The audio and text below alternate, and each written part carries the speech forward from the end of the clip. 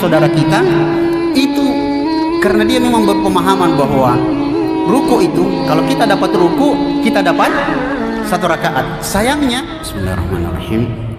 Alhamdulillahi hamdan katsiran thayyiban mubarakan fihi kama yuhibbu rabbuna wa yardah.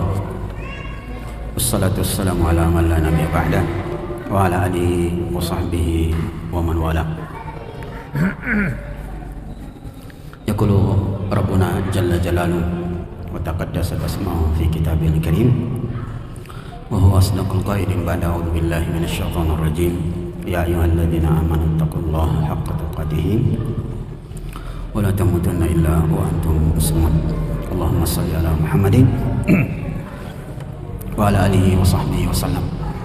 Allahumma 'allimna bima yanfa'una wanfa'na bima 'allamtana wa zidna ilman warzuqna fahman. Assalamualaikum warahmatullahi wabarakatuh. Alhamdulillah Bapak Ibu jamaah sekalian, kita bersyukur kepada Allah. Sehat-sehat semua. Kita duduk di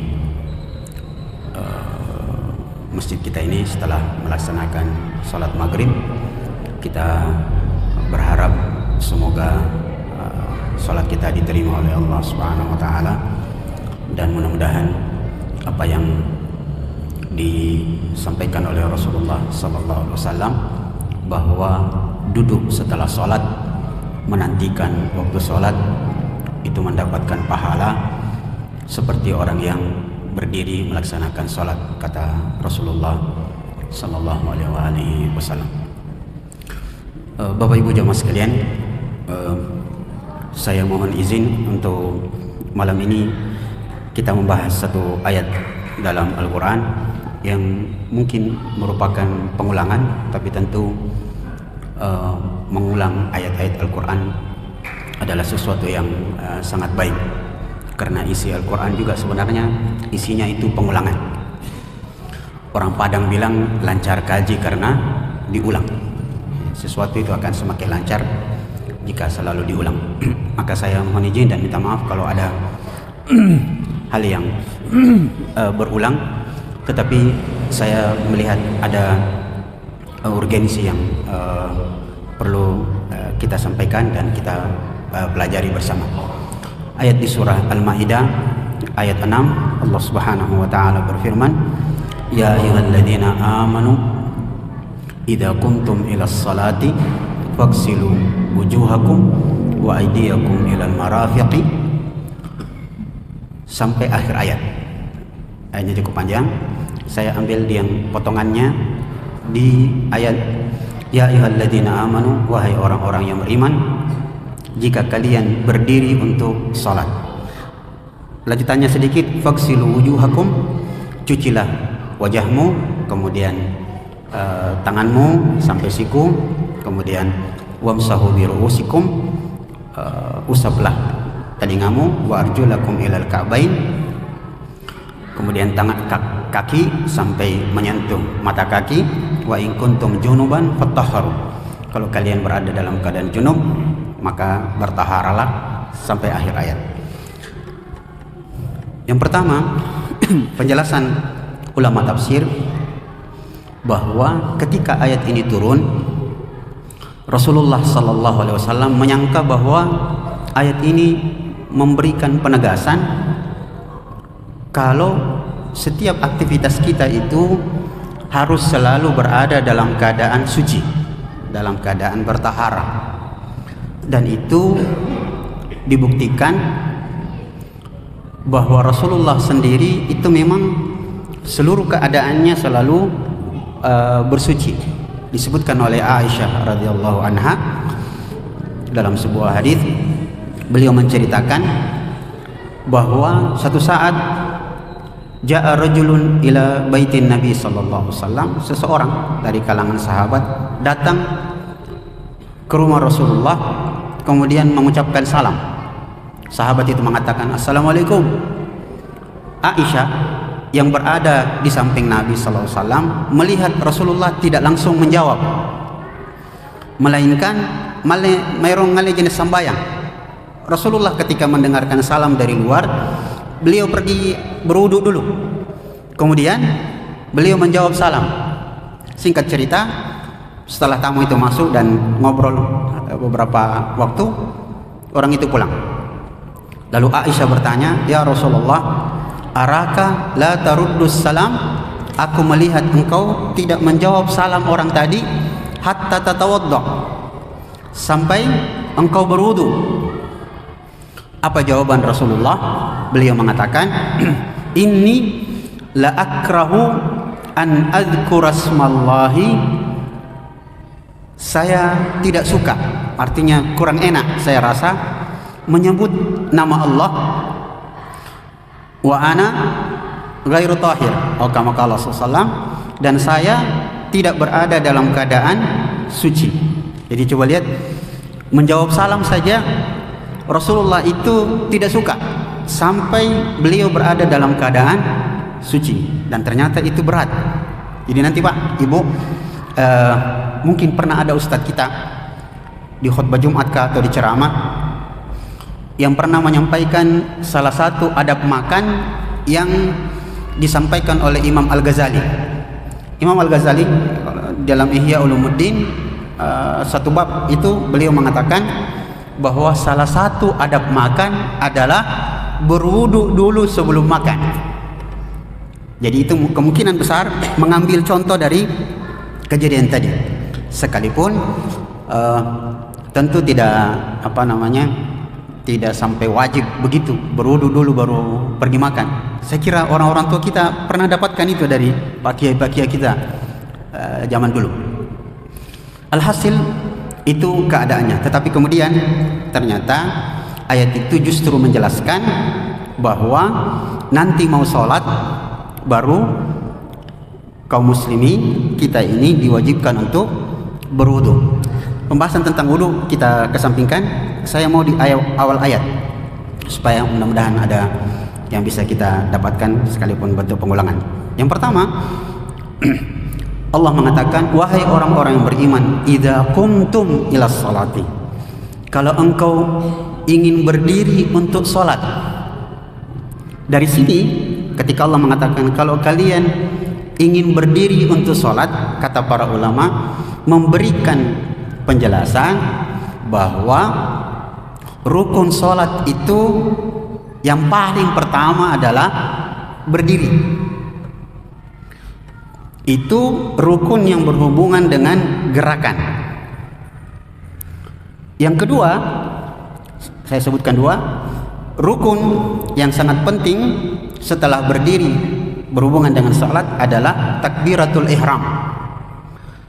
Itu rukun yang berhubungan dengan ucapan. Kita bahas yang kedua, yang pertama, kemudian nanti kita mundur ke belakang.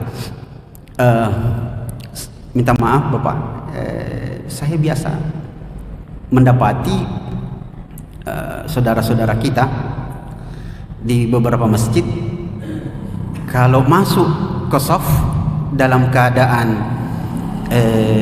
masbuk. Jadi misalnya imam sudah ruku, kan kita ini kadang-kadang Pak, kalau baru azan di masjid tidak langsung, tidak bersegera berangkat ke masjid. Saya bilang sebentar pi, apa gitu, lama-lama gitu. Apalagi di sini ada perubahan tuh antara maghrib dengan isya, tidak langsung mikomat, belum pi itu komat mi, biasa, lama-lama gitu. Kalau Pak Imam di masjid kita ini panjang-panjang bacanya, tahu-tahu datang ke masjid pelan-pelan, dia kira imamnya baca surah panjang, ternyata baru di tangga di sana imamnya sudah ya setelah baca Fatihah baca qul huwallahu ahad, balas sama dia dan enggak ruku kan, dan enggak rakaat, akhirnya lari-lari masuk, dia lari masuk. Sebagian saudara kita itu karena dia memang berpemahaman bahwa ruku itu kalau kita dapat ruku kita dapat satu rakaat. Sayangnya saribatan tenen ta'amaki tidak takbiratul ihram, tidak bertakbiratul ihram. Begitu dia masuk langsung ruku. Itu berarti batal salatnya Pak. Batal salat kan rukun, dia takbiratul ihram. Ini yang perlu kita pahami. Jadi kalau masuk terlambat. Disinilah juga perlu dipahami imam memahami fikih sholat.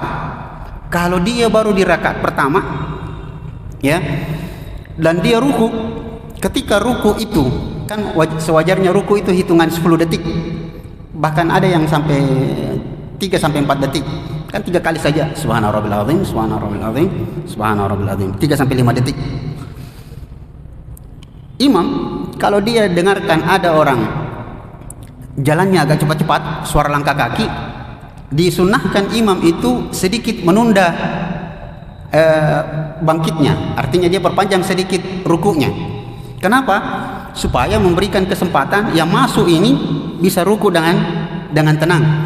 Tapi yang terjadi adalah sesuatu mikir lari-lari toma kipon tama itakes lari mikir begini, Allahu Akbar, nah kita mau dia sami Allah liman hamidah. Nah, sekali lagi kita ulang, ada saudara kita langsung ruku, maka batal salatnya karena dia tidak takbiratul ihram. Kalau begitu yang benar bagaimana? Yang benar adalah masuk takbiratul ihram dengan 2 cara. Cara pertama, dan ini disampaikan oleh guru-guru kami, bahwa ketika imam dalam keadaan ruku dan kira-kira dia tidak lama, kita masuk langsung takbiratul ihram, Allahu Akbar, langsung ruku. Jadi langsung masuk, begitu masuk tak masuk ruku, Allahu Akbar. Diniatkan bahwa takbirnya ini Allahu Akbar adalah takbiratul ihram. Langsung ruku.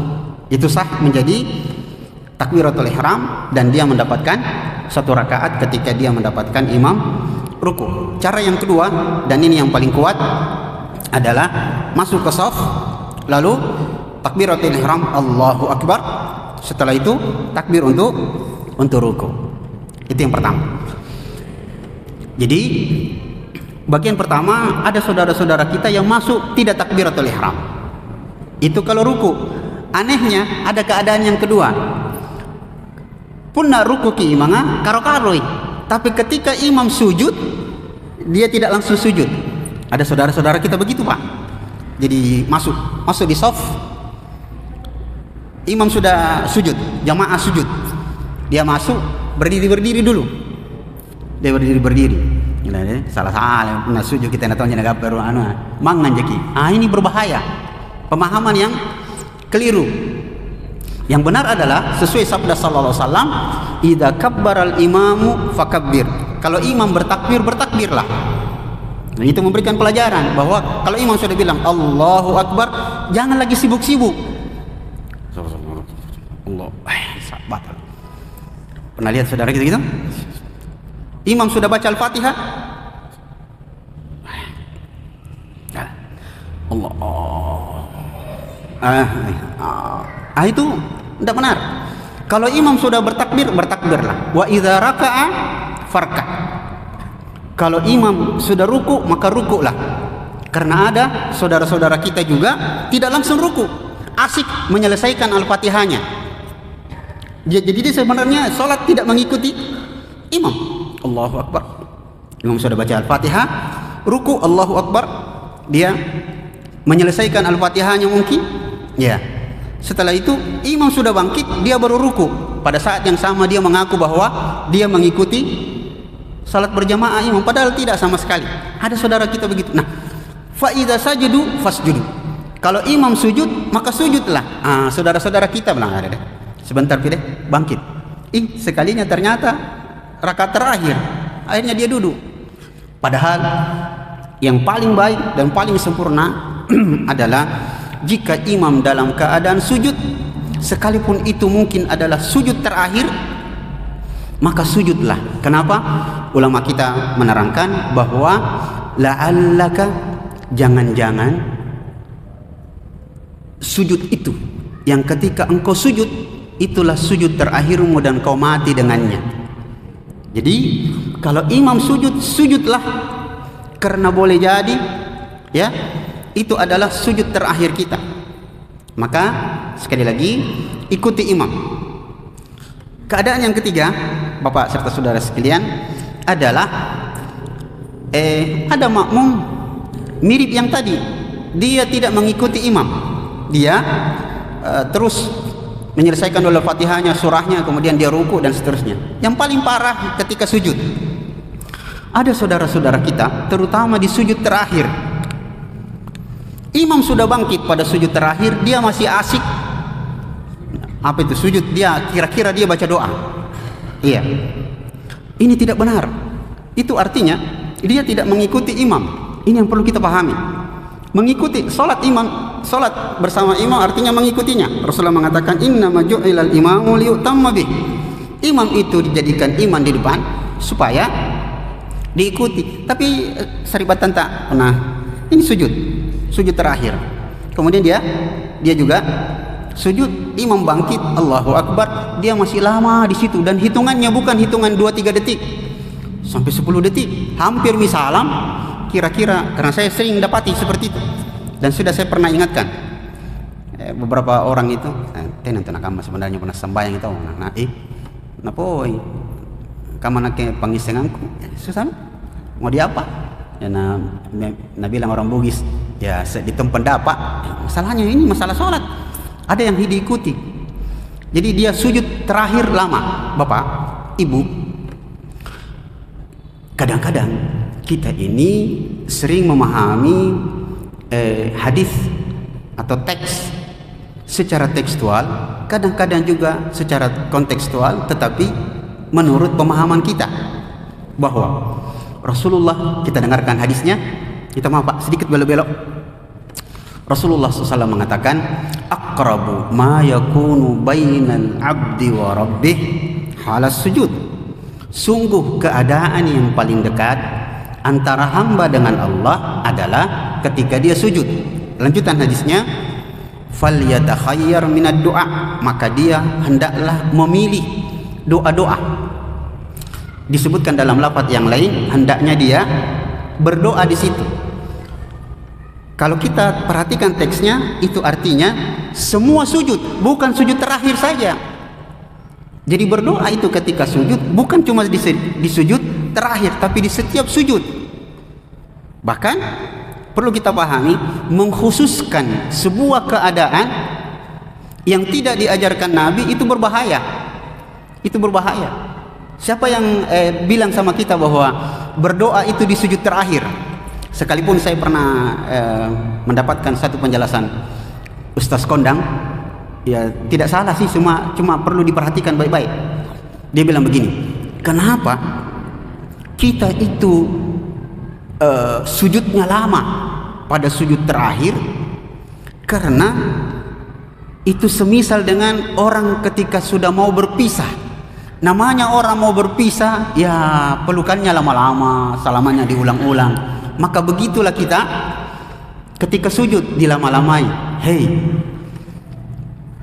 itu perasaan Anda, tetapi ibadah itu punya aturannya sendiri, punya koridornya. Rasulullah SAW itu adalah contoh. Disebutkan dalam hadis, kana sallallahu alaihi wasallam idza raka'a, kalau dia ruku, kata Aisyah, maka rukuknya itu lama. Jangan kau tanyakan bagaimana indahnya rukuknya Rasulullah sampai ketika engkau meletakkan gelas air di atas punggungnya, dia tidak akan tumpah. Seterusnya adalah Rasulullah sallallahu alaihi wasallam ketika sujudnya juga lama dan hampir sama dengan rukuknya. Begitulah di rakaat pertama, begitu di rakaat kedua, dan sampai selesai sholat. Jadi tidak ada keadaan khusus yang dikhususkan untuk kita berdoa, kecuali kalau sholat sunnah. Silahkan ya lakukan itu. Ya, itu yang bagian pertama dari rentetan ayat tadi, bahwa kadang-kadang ada saudara kita yang tidak takbiratul ihram. Satu lagi di bagian itu adalah begini Bapak Ibu, saya tidak terlalu perhatikan imam kita di sini, tetapi umumnya imam itu dia akan bertakbir untuk sujud kalau dia sudah dekat dengan tanah. Ya paling minimal ketika kalau tangannya duluan atau lututnya duluan, barulah dia bertakbir untuk sujud.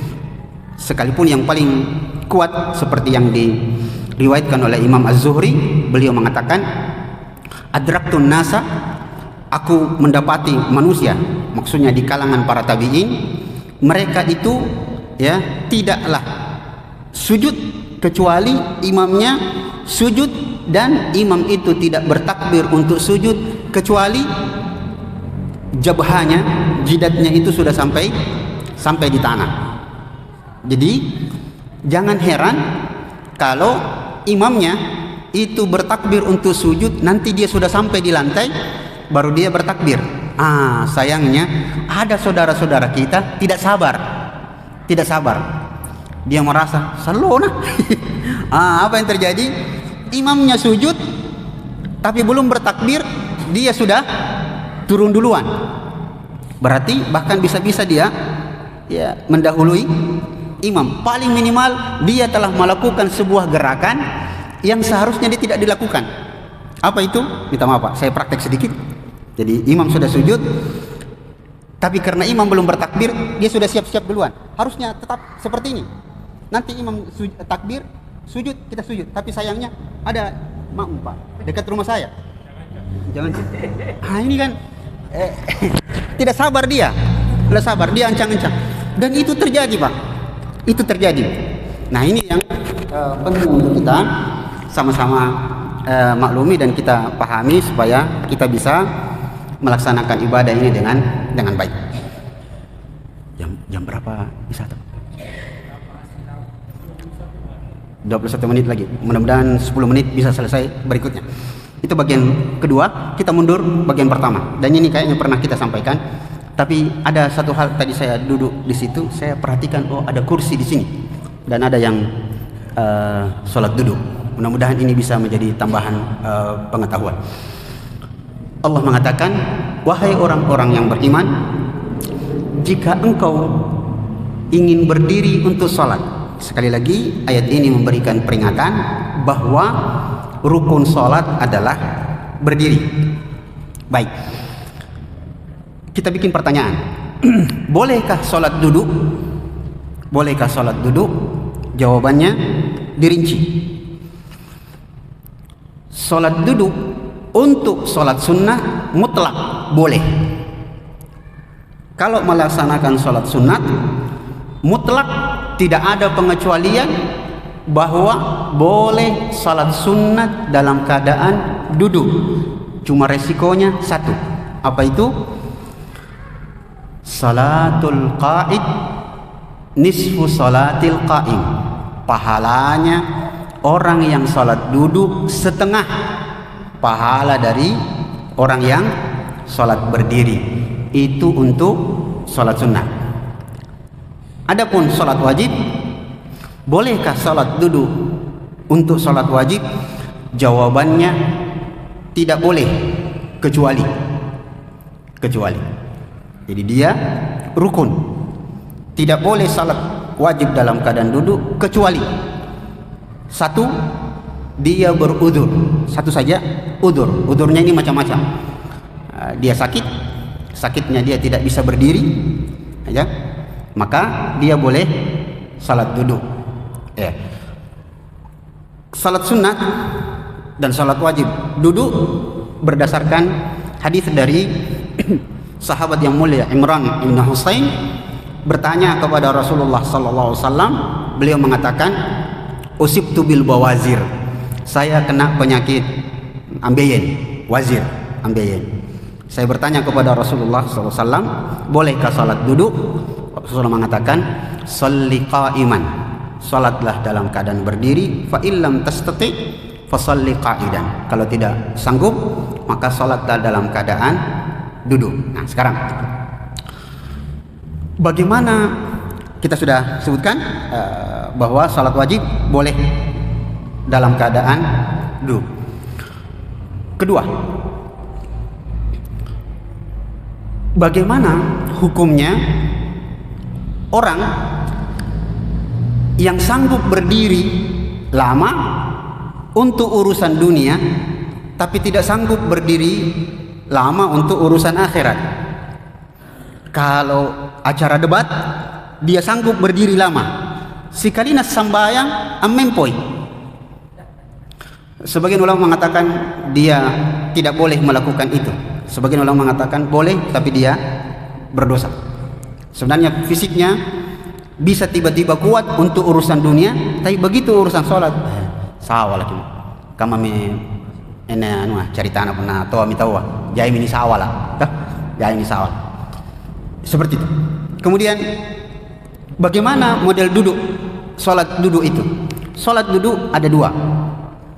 Duduk di atas lantai dan duduk di atas kursi. Pertanyaannya adalah, yang manakah di antara dua model sholat duduk itu yang lebih afdal? Sholat duduk di atas kursi kah atau sholat duduk di atas lantai? Jawabannya, kalau ulama Profesor Dr. Asy'air mengatakan, dia yang pertama, yang paling afdal adalah sholat duduk di atas lantai. Tetapi boleh jadi sholat duduk di atas kursi lebih afdal untuk seseorang secara pribadi, karena ada orang yang tidak sanggup duduk di atas lantai, maka ketika dia sholat duduk di atas kursi lebih nyaman, maka itu lebih afdal untuknya. Nah, sekarang sholat duduk di atas lantai ada 3 macam.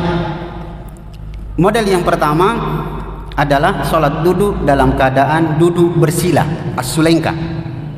Itulah bentuk sholat duduk yang paling afdal. Sholat duduk yang kedua modelnya adalah selonjoran. Apa bahasa Makassarnya itu? Di bentuk, ya, apa bahasa Makassarnya begitu, Pak? Oh, tundrang atau tondrang. Oh, ya. Saya harus banyak belajar bahasa Makassar. Alhasil itu yang kedua. Jadi bentuk yang kedua, dia duduknya begitu. Dan ini menjadi dalil bahwa tidak mengapa orang duduk-duduk ya di masjid lalu membentangkan kakinya ke depan, karena ada orang tua kita mengatakan, kurang ajarannya, yang kok begitu kakinya menghadap kayak natendang ibadah kiblat. Tidak mengapa. Yang saya tahu adalah, tapi ini pun saya tidak dapat dalilnya, cuma saya dapati beberapa orang di Mekah, kalau kita duduk di depan Ka'bah, menghadap Ka'bah di sekitar mataf itu, tempat tawaf kan, kalau kita sudah tawaf kita mundur sedikit, itu kita duduk-duduk. Kadang-kadang capek kita julurkan kaki ke arah Ka'bah, biasa ada yang tegur, tapi pergi ke kita. Ini oh, mungkin ada dalilnya, tapi sampai sekarang saya tidak dapat. Tapi kemungkinan penghormatan kepada Ka'bah. Adapun dalam masjid maka dia tidak mengapa. Jadi duduknya menghadap kiblat, kakinya diselonjorkan, ditondrang, kasih seperti itu. Dan begitulah juga ketika memandikan jenazah, ya, atau orang yang sholat tidur, itu kakinya ke arah kiblat sebagai kias, bentuk analogi. Karena kalau dia berdiri itu kan ini kakinya di sini, ini kepalanya. Karena kalau dia berdiri dia akan begini. Ya, jadi bukan berarti kepalanya di sini di kiblat lalu kakinya ke sana. Nanti kalau dia berdiri berarti dia membelakangi kiblat. Itu bentuk kedua. Bentuk ketiga, sholat duduk ada di atas lantai, yaitu dengan duduk iftirash, seperti orang yang duduk untuk tasyahud pertama tetapi tidak melipat kakinya. Kan kalau kita tasyahud dilipat yang kanan itu, jadi dia duduk iftirash. Ulama mengatakan duduk yang paling baik, yang paling afdal dan cukup santai, ringan adalah duduk bersila. Kalau duduk iftirash itu capek, kaki kita terlipat begini itu agak capek. Nah, sekarang berapa menit lagi? Baik, siapa tahu ada yang pertanyaan, sedikit lagi. Nah, sekarang duduk di atas kursi atau duduk di atas lantai ketika hendak sholat. Seperti yang kita sebutkan berdasarkan ayat tadi, hukum asal dan dia adalah rukun untuk sholat adalah berdiri.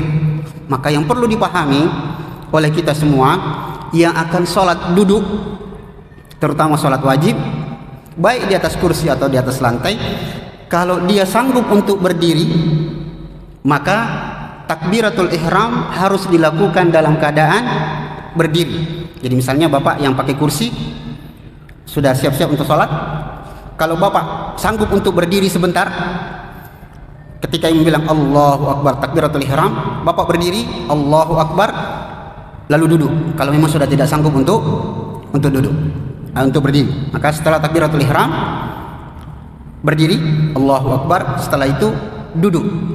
Maka itulah yang paling afdal. Kalau memang keadaannya tidak sanggup untuk berdiri, langsung duduk, maka bertakbirnya seperti biasa, Allahu Akbar. Entah jadi takbir mungkin sampai sekarang sering ditanya-tanya orang, yang mana yang sebenarnya itu Ustaz? Ada tahu yang seperti ini, ada yang seperti ini, ada yang begini, ada yang sampai sini. Itu semuanya benar. Semuanya benar. Cuma yang kalau saya secara pribadi yang diajarkan bahwa dua yang paling dekat, yaitu hadwal mangkibain yang sama dengan bahu ini, pundak ini seperti orang menyerah, atau dekat dengan telinga. Nanti entah dikasih begini Ustaz atau begini Ustaz. Saya tidak terlalu perlu sebenarnya terlalu banyak ditanya-tanya begini Ustaz atau begini Ustaz. Yang begini yang bagus. Kalau begini, ya kalau begitu perasaannya bahwa itu tangannya menghadap ke kiblat, ya begitulah. Ya tidak apa-apa. Sama dengan nanti kalau taruh tangannya di mana Ustaz? Di sini atau di pinggang? Ya, kalau Pak Kiai dulu, Air Fakhruddin, Ketua Muhammadiyah Indonesia sebelum Amin Rais. Kalau tidak salah Amin Rais pengganti beliau. Air Fakhruddin itu, subhanallah, kalau Pak Kiai itu memang jawabannya singkat-singkat tapi ya bijak sekali. Ada pernah orang bertanya sama beliau, Pak Yai, kalau saya sholat setelah takbiratul ihram itu tangannya boleh enggak begini Pak Yai? Allahu Akbar. Terus naruh tangannya di sini Pak Yai, di pinggang. Kata Pak Yai, boleh. Rannu aja rannu. Langsung pulang. Boleh Pak Yai. Makasih Pak Yai. Pulang dia. Dipanggil sama Pak Kiai. Sini sebentar. Tadi nanya apa? Itu loh Pak Yai. Boleh enggak kalau saya sholat takbiratul ihram Allahu Akbar, terus nanti tangannya taruh di sini, di pinggang. Pak Kiai bilang, boleh kalau dadanya di situ. Boleh kalau dadanya di situ. Artinya apa? Pak Kiai itu paham betul bahwa yang paling kuat memang menurut pemahaman yang ada bahwa sebaik-baiknya adalah ditaruh di dada. Sekalipun memang ikhtilaf ulama apakah di dada atau di pusar, di poci atau di perut. Apa tadi saya mau bilang? Alhasil bahwa duduk, dalam keadaan duduk, nanti ruku seperti biasa, tunduk. Kemudian ketika sujud, kalau dia sanggup, orang yang salat duduk itu sanggup untuk turun ke lantai, sujud di lantai, maka itu lebih baik. Jika dia tidak sanggup, maka gerakan sujudnya itu lebih rendah daripada gerakan rukuknya, dengan satu catatan, tidak boleh sujud menggunakan benda. Di Arab Saudi ada kursi dijual, kursi mirip-mirip begini tapi dia kayak meja kuliah. Jadi kalau sujud dia akan sujud di sini. Seperti yang dilakukan nenek saya dulu, nenekku dulu Pak, Bu. Kalau sembahyang duduki, dia taruh bantal di depannya. Jadi kalau dia sujud di bantal. Ternyata tidak boleh. Rasulullah SAW pernah menegur seorang sahabat bernama Jabir. Rasulullah menjenguknya ketika sakit Jabir. Ternyata Jabir itu taruh macam ya seperti bantal di depannya, yang kalau ruku dia ruku seperti biasa, tunduk, kemudian sujud dia sujud di bantal. Lalu Rasulullah SAW melihat itu, beliau menggeser bantal itu dengan tongkatnya, dia geser. Lalu kemudian Rasulullah SAW mengatakan, janganlah engkau sujud dengan menggunakan benda seperti itu. Jadi ruku sujud seperti biasa. Kalau memang tidak bisa turun ke bawah, maka sujudnya seperti biasa, seperti orang duduk di atas. Kalau kita di kursi bus dan segala macam, itu tidak perlu taruh benda yang kita sujud di situ.